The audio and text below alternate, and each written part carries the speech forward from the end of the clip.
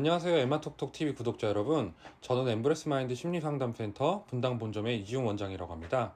오늘은 ADHD란 무엇인가에 대해서 알아볼 건데요. ADHD는 지금 되게 흔한 질병이 됐어요. 그래서 되게 많은 친구들이 지금 그 질환을 받기도 하고, 그리고 어른들도 되게 조용한 ADHD부터 많은 ADHD 환자들이 있습니다.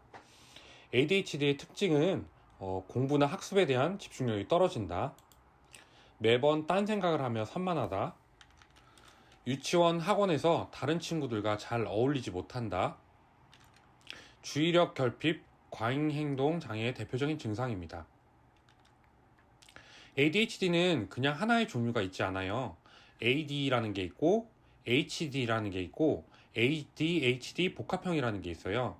AD는 주로 주의력의 문제를 보이고요. HD는 주로 충동성의 문제를 보입니다. 그리고 ADHD 복합형은 주의력과 충동성 둘 다 문제 행동을 보이는 경우입니다. 우리나라 소아의 5에서 10%, 청소년의 4에서 8%, 성인의 3에서 5% 정도가 ADHD 환자로 추정이 됩니다. 이를 인원으로 환산하면 소아는 36만 명, 청소년은 20만 명, 성인은 150만 명이라는 어마어마한 숫자가 된답니다. 그런데 중요한 건 환자가 과거에 비해서 계속 늘어나고 있다는 거예요. ADHD 아동의 뇌를 MRI로 찍어보면 ADHD 아동의 전두엽의 발달이 또래 아이들에 비해서 많이 느리다는 것을 알 수 있어요. 전두엽은 오케스트라로 따지면 지휘자의 역할을 하는데, 전두엽의 발달이 늦어지면 실행 기능이 낮아져서 주의 및 집중 능력에 현저한 저하를 야기합니다.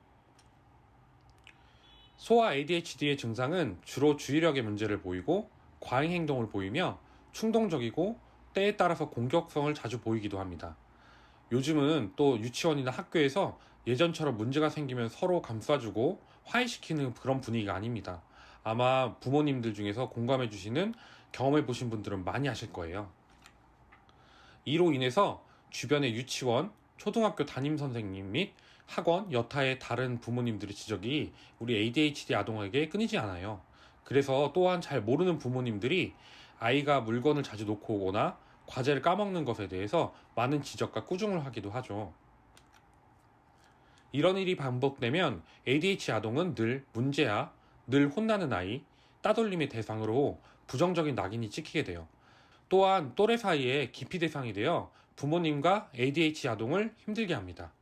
결국 ADHD 아동은 주의력, 집중력, 충동성 이런 문제뿐만 아니라 아이의 자존감이 저하되고 칭찬을 받지 못하게 되어 우울과 불안에 시달리게 됩니다. 즉, 가지고 있지 않던 정서적인 문제까지 생기게 됩니다. 결국 ADHD 아동이 크게 되면 성인 ADHD 증상을 보이게 되는데, 주의력 결핍이나 충동성 조절에 큰 문제를 보이게 됩니다. 간혹 ADHD 아동 중에서 높은 지능을 가진 아이가 있는데, 이 아이가 커서 결국에는 사회생활에 적응하지 못하는 경우가 굉장히 많이 있습니다. 직장을 자주 옮기고 잦은 업무 실수를 보이기 때문에 직장 상사와 동료들에게 기피 대상이 됩니다. 자주 일상생활에서 분노와 충동적인 결정을 하게 됩니다. 우울, 불안장애 등 더 큰 문제가 생기기도 하지요. 또한 연애를 할 때는 잘 모르지만 결혼 이후 부부 문제나 양육 태도에 큰 문제를 보이기도 합니다.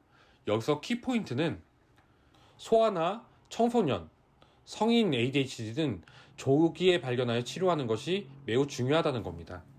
그러면 ADHD는 어떻게 진단할 수 있을까요? 어떤 검사로 내가 ADHD인지, 어떤 유형의 ADHD인지 어떻게 알 수 있는지 알아보겠습니다. 다음에 나와 있는 표를 보시면 ADHD를 알 수 있는 대표적인 검사는 종합심리검사입니다. 풀 배터리 검사라고 불리기도 하는데요. 이 검사는 지능검사를 포함한 정서적 검사가 포함되어 있습니다.